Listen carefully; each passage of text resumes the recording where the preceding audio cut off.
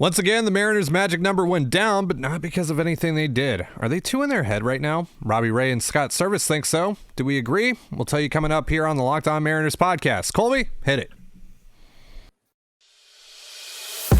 You are Locked On Mariners, your daily Seattle Mariners podcast. Part of the Locked On Podcast Network, your team every day.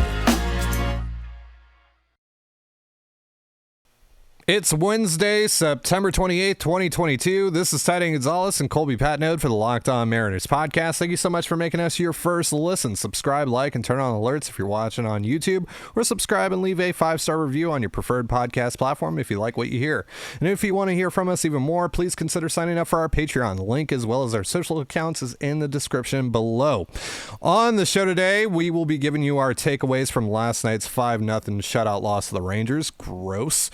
And we'll discuss Robbie Ray and Scott Servais' comments on the Mariners being two in their heads right now as the losing just continues and continues and continues for this team.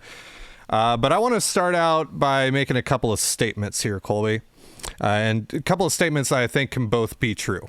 One, the Mariners are going to make the playoffs, but two, they are collapsing.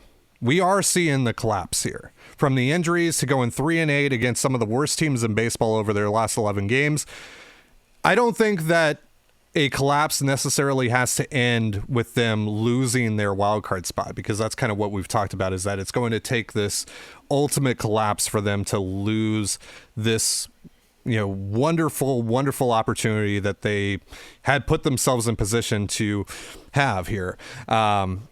They are incredibly fortunate that the Orioles are not necessarily also collapsing, but they are coming down to earth. The pitching has been awful for the Orioles. They lost last night in Boston 13-9.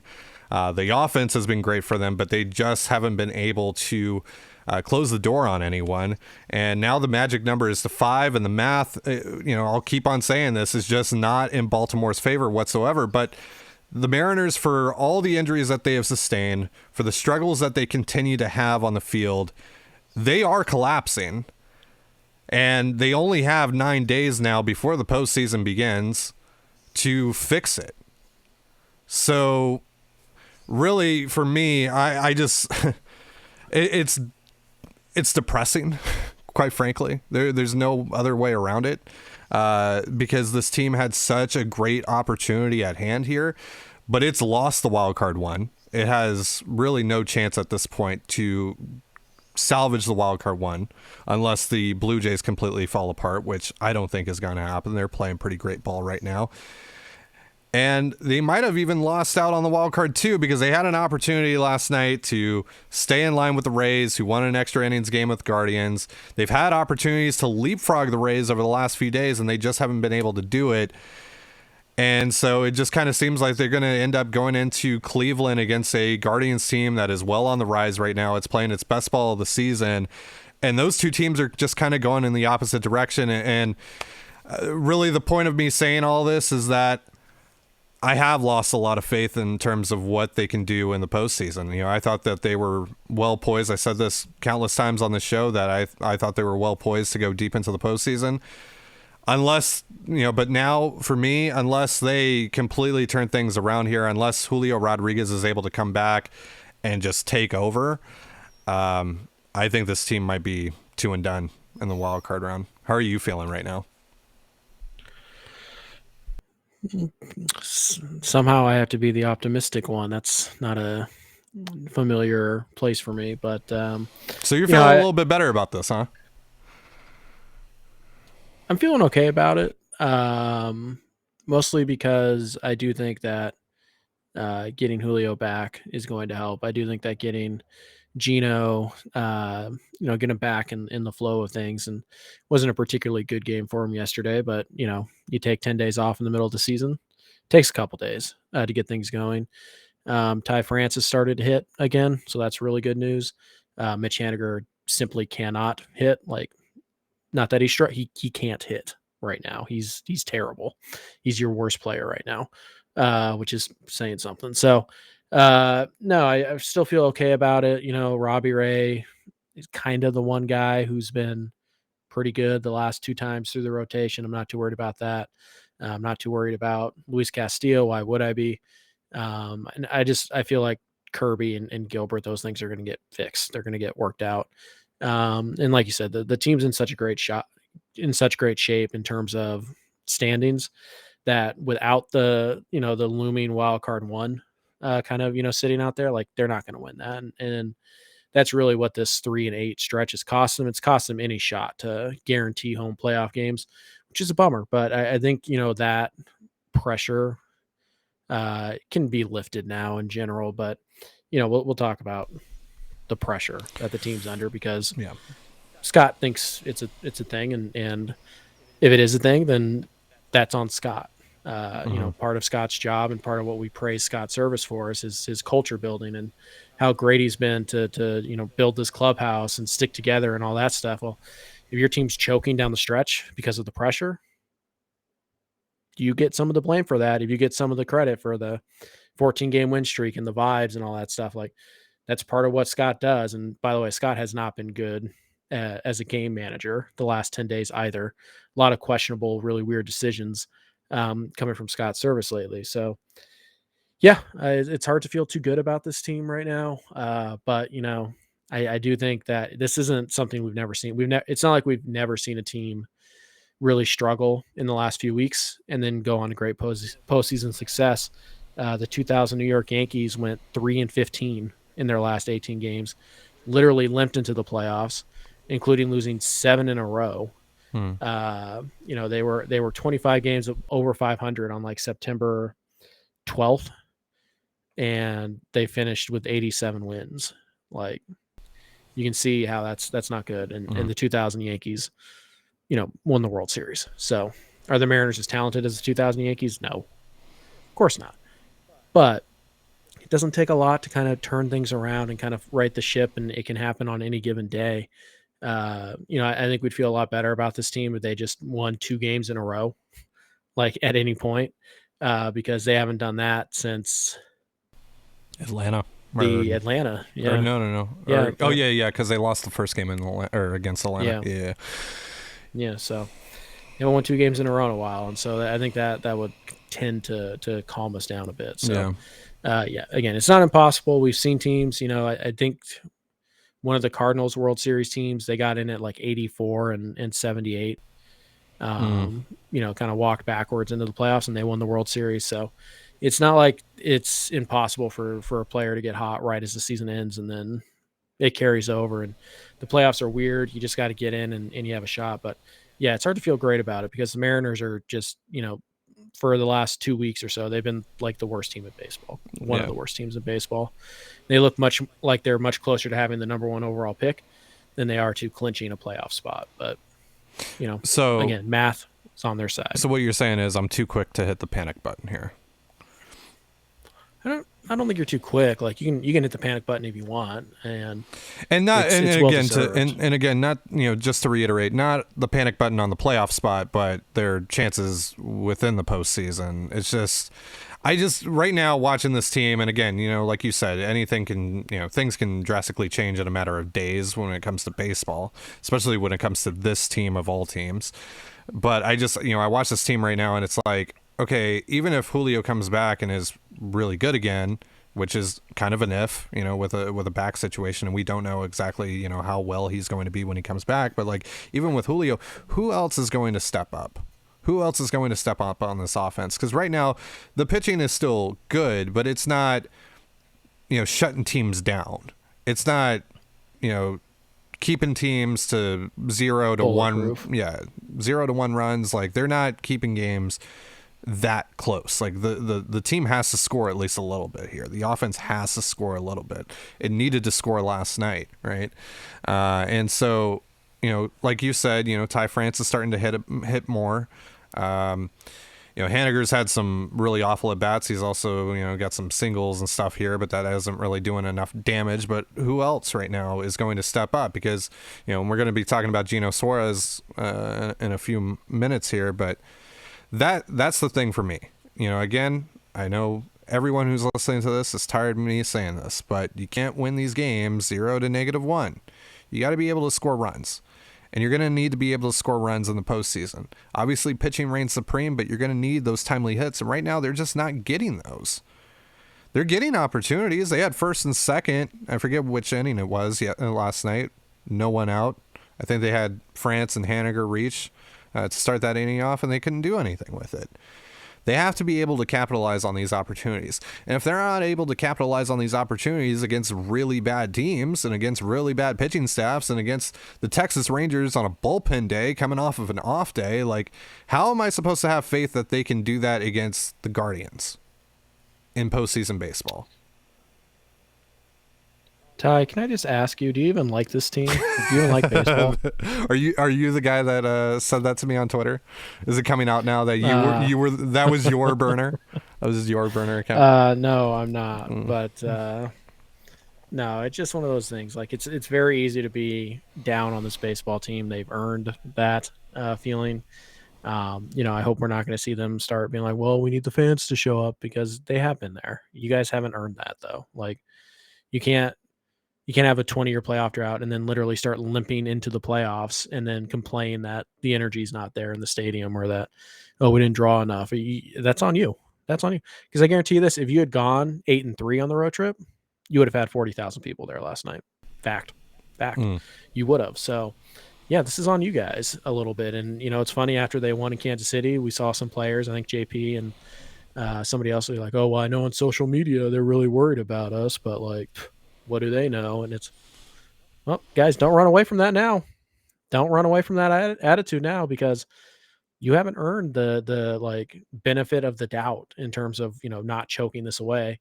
Even though you haven't choked anything away, it's still, you play for the Mariners, and that's the reputation. So, yeah, it's very hard right now to feel good about this team. I get it, but again, we're 1 3-game winning streak away from everybody going like, oh my God, yes, we're back. We're going to get this figured out.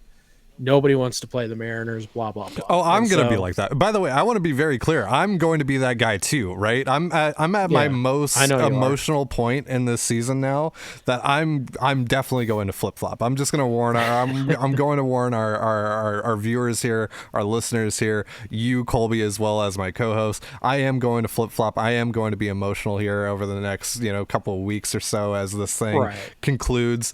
But and I think that's fair. I think it's fair to, like, hey, like, everybody's going to go through ups and downs over the next few weeks, because this is unprecedented territory for most of us, for everybody in the social media era. I don't know how to act. I don't know how to act during this time. So let's, everything that gets said over the next, let's just say between now until the Mariners make the playoffs, like, anything that is said out of emotion that isn't, obviously there's a line that you can cross, but like, everything that is just like, oh, this team sucks, oh, this team's great, like, all that and everything in between, like, let's just, give each other a pass on that, because again, the Mariners have never even been in this situation in the social media era of the world. So we're going to see a lot of that on Twitter back and forth, and it just, just give people some passes this time around. But yeah. All right. Well, while I don't feel good about this team right now, and while maybe some of our listeners don't feel good about this team right now, allow me to talk about something that might make you feel good as a person. That's right, folks. I'm talking about Blue Chew. Guys, we all know that confidence can take you far in life. That's especially true in the bedroom, especially when it's time to step up to the plate. That's where Blue Chew comes in. Blue Chew is a unique online service that delivers the same active ingredients as Viagra and Cialis, but in chewable tablets at a fraction of the cost. You can take them anytime, day or night, so you can plan ahead or be ready whenever an opportunity arises. The process is simple. Sign up at bluechew.com, consult with one of their licensed medical providers, and once you're approved, you'll receive your prescription within days. And the best part, it's all done online, so no visits to the doctor's office, no awkward conversations, and no waiting in line at the pharmacy.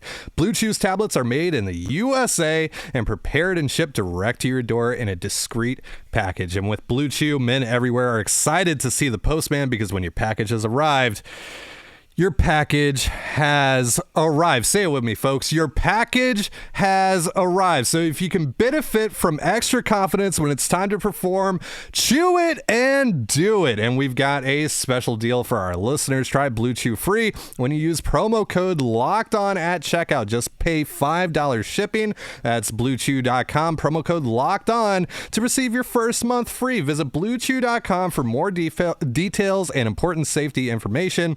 And we thank Blue Chew for sponsoring the podcast.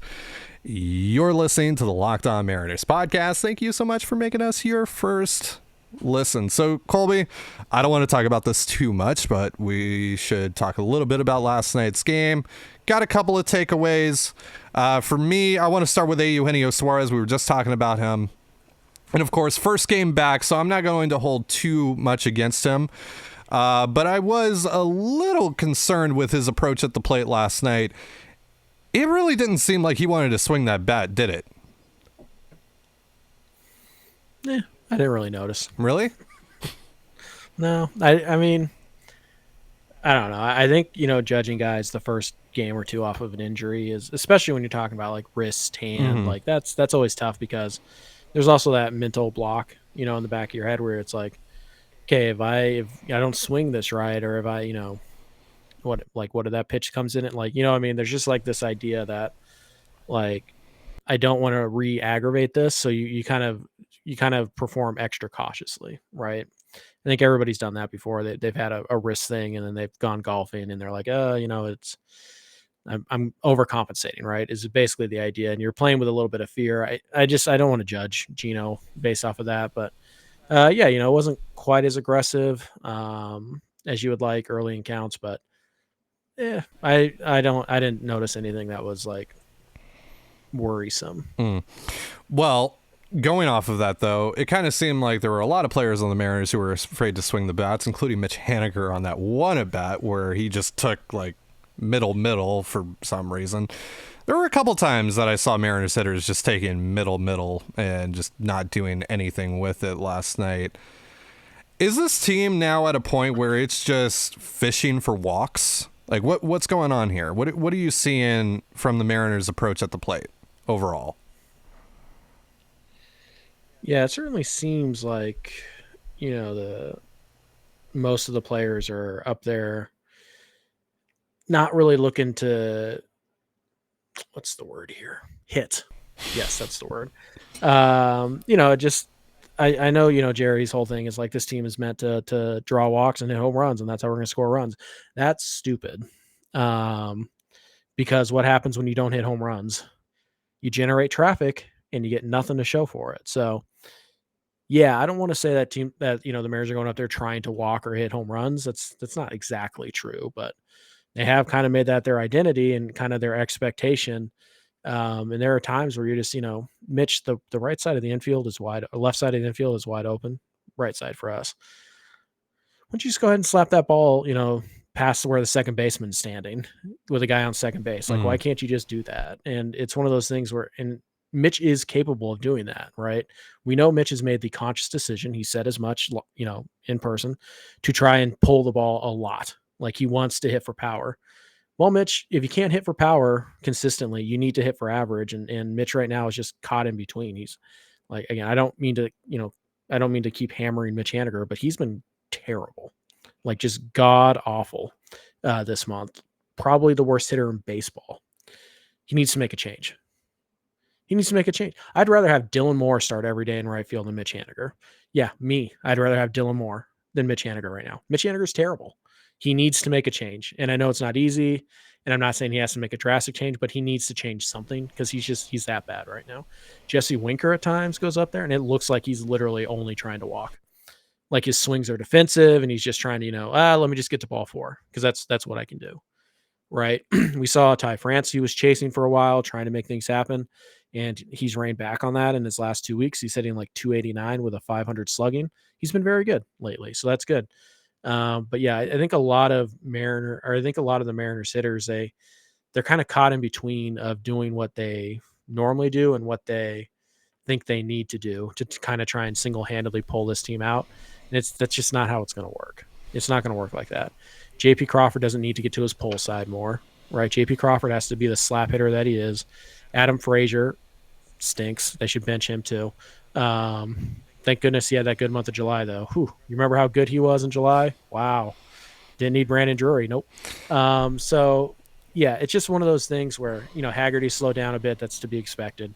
It's just right now the team is bad, and it's led by, a group of veterans who are playing poorly. JP Crawford is not playing well right now. Defensively too. I mean, he's made a lot of defensive mistakes.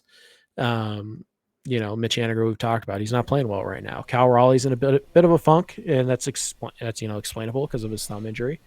But you're not getting anything from Kirk Casale, who was supposed to be this big, that's our big trade deadline. Like, ooh, backup catcher, we got so much better, and then they didn't use him, and then when they do use him, he doesn't hit. So. Yeah, they're in a bad spot right now. I think I don't know if guys are trying or pressing too hard. I don't know what it is, but something has to change. I can already see the comments now, so I have to ask you. You're gonna have to address this, the Mitch Haniger thing, because people are going to say in the comments, I know what's coming here. He's 5 for his last 10. He's literally hitting 500 over his last 2 games. So what is your response to that? Hitting the ball with authority, is he? All singles? Wow. Yeah. Cool. Woo. He has one. He has one double. He has one double. Oh, okay. Yeah. He's been very good in his last 10 at bats. If you ignore the other 200, he's been great. Like, get out of here with your nonsense. Mitch Haniger hitting anywhere in your top 4 is an abomination, by the way. That should stop immediately. Yeah, we'll see. He's facing Martin Perez tonight. I'm sure he'll strike out looking at a pitch right down the middle. I'm sure he'll ground out weakly to the shortstop. And then he'll pop up to like medium deep right field, and people will be, oh, he just missed that one, and he'll go 0 for 4, and fans will be like, oh, well, I mean, you have to bring him back next year. Like, it's Mitch Haniger. Like, he's so valuable going 0 for 4 and playing subpar defense with no power, by the way. Oh, who could have ever, man. It's hard to believe that Mitch Haniger didn't stay healthy and then didn't produce after missing half the year. Man, we had a good run of optimistic Colby in this episode. I'm not optimistic about Mitch Haniger at all. It's hard to blame you for that, honestly. He's a scrub. Wow. Honestly, it's not ridiculous to suggest that Marco Gonzalez should be playing right field more often. Okay. All right. Let's move on. Let's move on. You guys can thank me later. Let's move on here. Okay. So after the game last night, you can thank me later. Scott Servais and Robbie Ray had some interesting things to say about the ball club, kind of what's going on with this team. Let's start with what Scott had to say. This comes from Ryan Divish of the Seattle Times.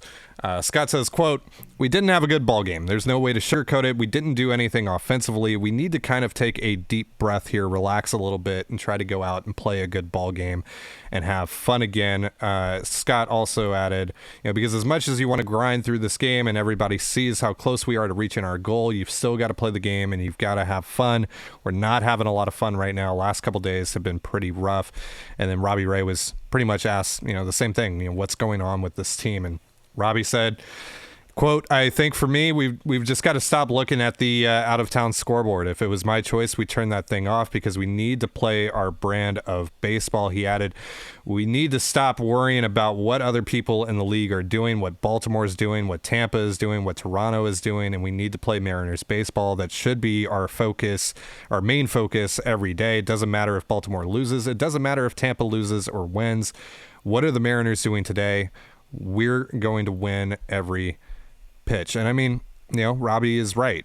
At the end of the day, you control your own destiny here. You can clinch without Baltimore having to lose a single game the rest of the way. So you don't even have to worry about any of that right now. Just keep on winning, and this team just hasn't. They have this great opportunity at hand with the easiest schedule remaining in baseball. We've talked about it time and time again, and ultimately that hasn't mattered, right? That's completely irrelevant to the discussion, the strength of schedule. So, this kind of goes back to a conversation that you and I had on Monday's show about this team, pressing a bit, getting too much in their heads because they know that they are so close.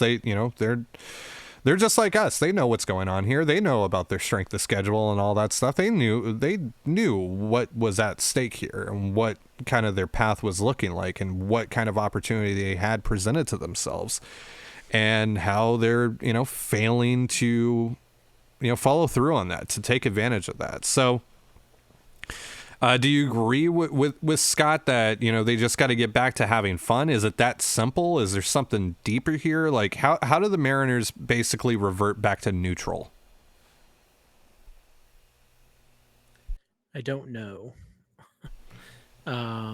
Because, we thought, hey, well, they'll have a nice, easy win on Sunday. Oh, nope. And then, well, they get the off day on Monday and that'll help. No, they'll be back at home. They'll be energized by the crowd. Nope. Mm-mm. So like everything that Scott has said for the last few days about how they're going to, right the ship and do all this stuff, that hasn't happened at all. Hasn't come close. So it's just one of those things where there's probably not an answer and it's probably just going to happen organically and at a random time, if it does happen at all. We probably won't even know when it happens. But something does have to happen. I don't know what Scott, you got to have fun. Well, Scott, getting your teeth kicked in for 2 straight weeks isn't fun. And that's a really hard thing to do. We have to win. We have to have fun to win. You have to win to have fun. You know what I mean? So it's one of those things where there's not a lot. Scott's comments they're basically irrelevant. Like that's a whole lot of word vomit. It's word pasta that he's throwing at the wall, and it means nothing. There's really nothing there from Scott's comments. As for Robbie, Robbie's one of the few guys who's been in a postseason race recently. Now I know the Mariners were in it last year, but were they really? Like they had to look at the out of town scoreboard, right? Because they were trailing and they were trying to catch up. This time around, they're not in that situation. Robbie's been in that situation where they control their own destiny and they rode it through to the end. So maybe there's something to that. They're not going to turn off the out of town scoreboards, but I think there is just something about just focus on what you can control. And, you don't worry about what Baltimore's doing, but when you're playing this poorly, then it's kind of like, yeah, we have to root for whoever's playing against Baltimore because we don't trust ourselves to take care of this. And that goes back to the whole thing about them being so fortunate that Baltimore continues to lose and like they haven't been able to string together a bunch of wins here. Though I have a question about, the out of town scoreboard. If you are so hyper focused on it as a player or as a, collectively as a team, when you see, last night it's 2-0 against Texas at the point that Baltimore loses, you see on the scoreboard Baltimore has lost. Don't you feel like that should more so relax you, or do you think that maybe adds more pressure because it's like, oh well, we now have like this grand opportunity, we have to win now because Baltimore lost and we can really stretch this thing out here? Like what is like, to me though, like it should like just relax you. It's like, okay, well we can't like lose any ground here if we lose, so what do we have to lose? Let's just play our game. Let's just get back to our game here. But that didn't really seem to happen last night. Just things continued to snowball for them.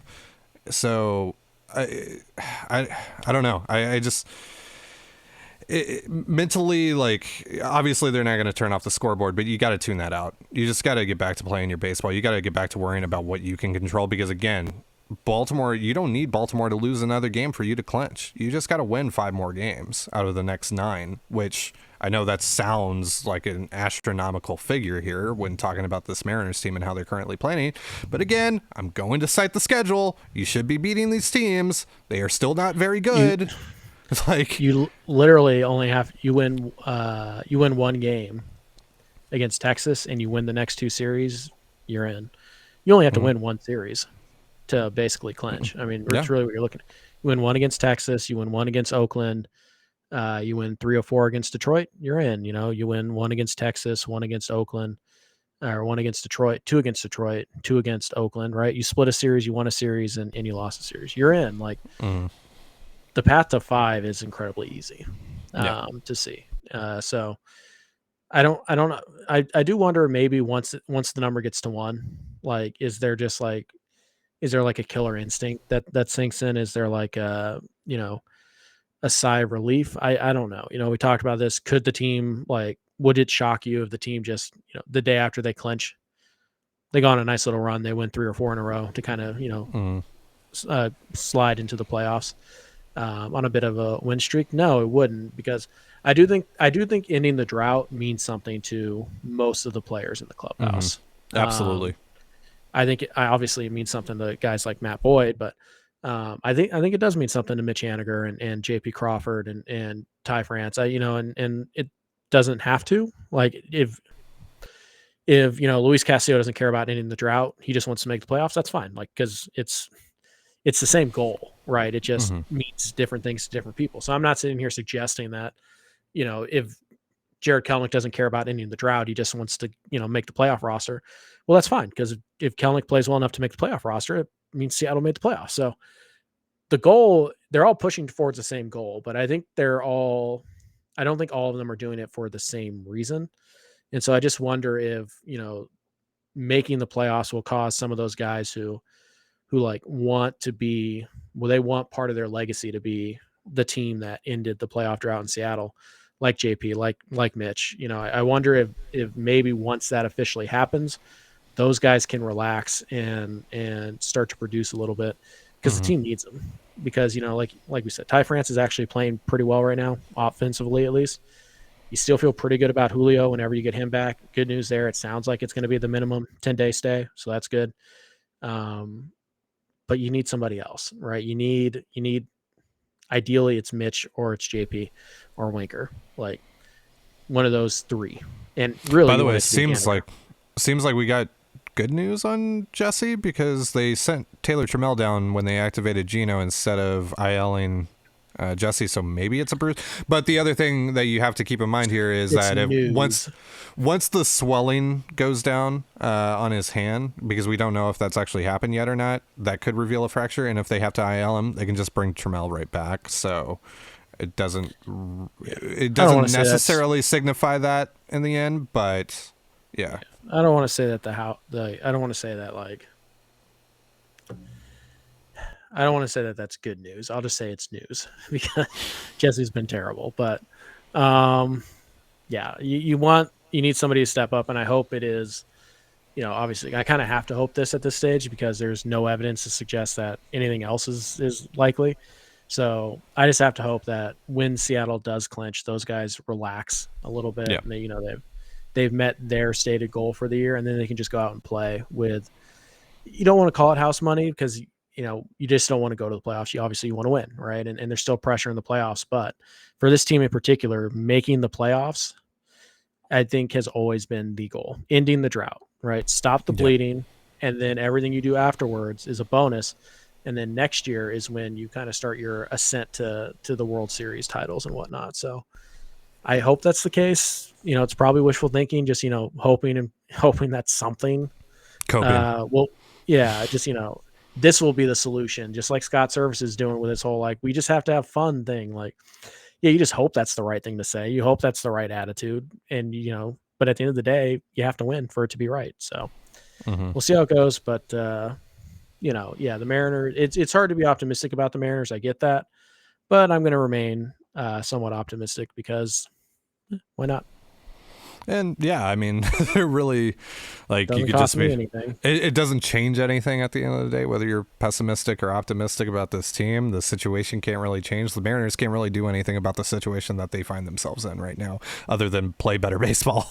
Other than hit and just play, generally better baseball overall. So hopefully that starts tonight, but with Martin Perez on the bump and John Gray scheduled to start tomorrow, I don't know. I really don't know. But, maybe they go up against yes, right there, hit, underline it 50 billion times, circle it, square it, triangle it, what have you. Hit the ball. Hit the ball. All right. So we'll see how this all goes. And, again, maybe going up against actual good pitchers will reinvigorate this offense, because, going up against bad teams and bad pitchers, it typically doesn't go well for the Mariners. So maybe the Mariners have the Rangers right where they want them now. Who knows? I'm coping so hard right now, and that's going to do it for our episode of Locked On Mariners. Hopefully tomorrow's show is yeah, let's go Sox. The earliest the Mariners can clutch now is Friday. Still, gotta have a lot of stuff that happens in order for that to go down. I'm still looking at Sunday. As possibly the day, maybe Monday, but Sunday, I don't know. I feel pretty good about Sunday. I feel pretty good about that happening. I know though, Colby, that you're going on Saturday, so I know you want Saturday, but probably. Yeah, might make it a weekend thing. We'll see. We'll see how it goes. Okay. All right. Maybe if they clinch by Friday, I don't go at all. Like, who knows? So, yeah, I just, at the very least, I want to go one more time because, tickets to the playoffs are ridiculously expensive. $250. They are indeed. The 300 level. Yeah, I was trying to just get tickets for the Yankees Blue Jays game last night since we had the off day. I was going to see if Judge would hit the home run. He ended up not anyway. But yeah, it was like $70 for like 500 level tickets. And I'm like, I'm good. I'd like to see history, but for that quality of a seat, for that much of a ticket, I'd rather have $70. I'd rather have the $70. Yeah. All right. Well, on that note, hopefully we have a happier episode of Locked On Mariners tomorrow. Please, Seattle, hit the ball, pitch the ball well, field the ball well, do all the stuff well, do all the baseball stuff well, please. Thank you so much for joining us here on Locked On Mariners. For Colby Patnode, I'm Ty Gonzalez. Be sure to give us a follow on Twitter at @LO_Mariners. You can follow me at Dan Gonzalez. That's DANEGNZLZ, and Colby at CPAT11. That's CPAT11. You can also find all that stuff in the description of this episode. And thank you again for making us your first listen. Now, make your second listen, the Locked On MLB podcast. MLB expert Paul Francis Sullivan brings humor, passion, and unique perspective on every team and the biggest stories around the league. Follow the #1 daily league-wide podcast, Locked On MLB, on the Odyssey app, YouTube, and wherever you get your podcasts just like us. And with that, have yourself a beautiful baseball day, and we'll see you tomorrow. Peace.